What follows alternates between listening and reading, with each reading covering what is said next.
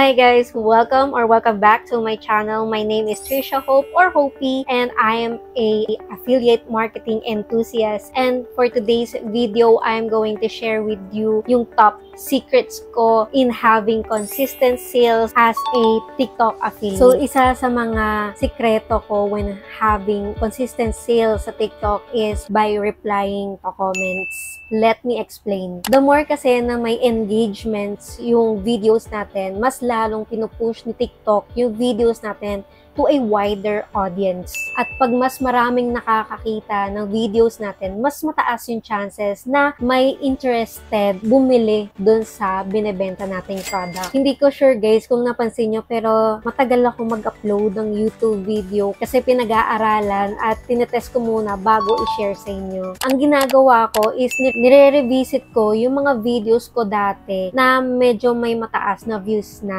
and titignan ko kung may bagong comments. And pag merong at least bagong 3 comments, yun yung nire-replyan ko muna. Hindi ko muna siya nire-replyan kagad lahat. So, nire-replyan ko muna at least 3 comments, then yung iba sa ibang araw naman. Pero kung sakaling bagong account pa lang yung TikTok account nyo, at pag once na nag-upload ka ng video at merong nag-comment doon sa video mo, instantly dapat mag-comment ka. Kasi yun yung ginagawa ko nung bago pa lang ako sa TikTok. At natutuwa na ako pag yung merong 1 or 2 nag-comment sa video ko. And from there, I make sure na instantly makakapag-reply ako sa kanila. Minsan nga parang medyo nahihiya ako pag yung ang tagal-tagal na nung comment. Pero for me kasi, engagement din yun. Kahit na matagal na yung comment, ang importante, ma-replyan mo siya. Kasi dito ma-feel nung audience mo na somehow meron kayong connection. Ako kasi iba yung feeling ko pag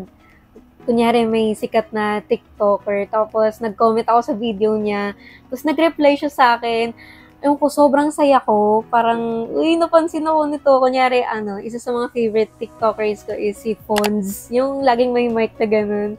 Isa siya sa mga favorite ko na TikTok. And, ayun, lagi lang ako nagko-comment sa videos niya. Then, one day, nag-reply siya sa comment ko. Sobrang saya ko na talaga nun. As in. Kaya, yun yung gustong mapa-feel natin dun sa audience natin na merong nakikinig sa kanila. Parang gumagawa tayo ng sarili nating small community kahit baguhan pa lang tayo. Secret number 2. Ang una kasi sa mga makakakita ng videos natin ay ang followers natin. Kaya, better if magpo-post tayo ng video kung kailan sila active or online. At makikita mo to by looking at your analytics. Alam kong magkakaiba tayo ng audience, pero yung sa akin, nung nakita ko sa analytics, mas online yung followers ko from 12 PM to 7 PM. Kaya mas dun sa within that time range ako nagpo-post ng videos para mas higher yung chances na makita nila yung videos ko. So that's my second secret tip. Post on your followers active times. So ang pangatlong secret natin ay plan your contents. Ako, ang ginagawa ko is pinaplano ko kung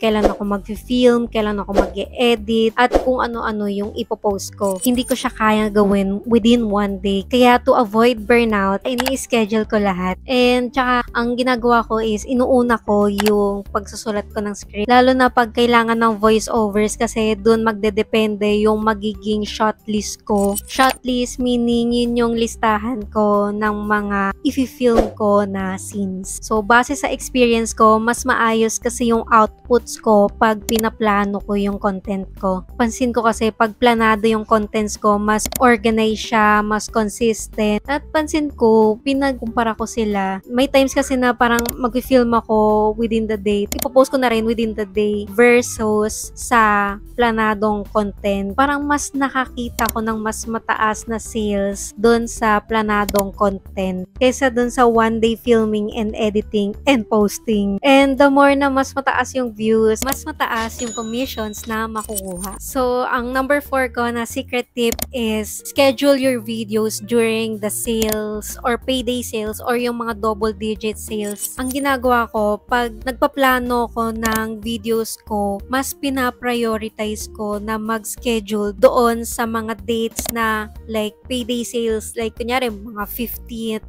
or 30th day of the month, or yung mga double digit sales like 11/11, 12/12, kasi mas mataas yung purchasing powers ng mga viewers natin these times kasi bagong sahod sila. Mas mataas din yung chances na mag-checkout sila kasi during these times dito nagbibigay si TikTok or si sellers ng mga free shipping vouchers or mga discounts. So yun lang guys, remember to stay consistent and be grateful kahit gaano pa kaliit yung kinikita natin sa TikTok, kasi the more na magpatuloy tayo, mas mataas yung chances na maging successful affiliates tayo. Be patient and continue to learn and earn. If gusto nyo pa ng ganitong videos, subscribe kayo sa channel ko and comment below if you have more questions, and you can watch my other videos here. Nandyan lang siya. Thank you for watching and I'll see you on my next video.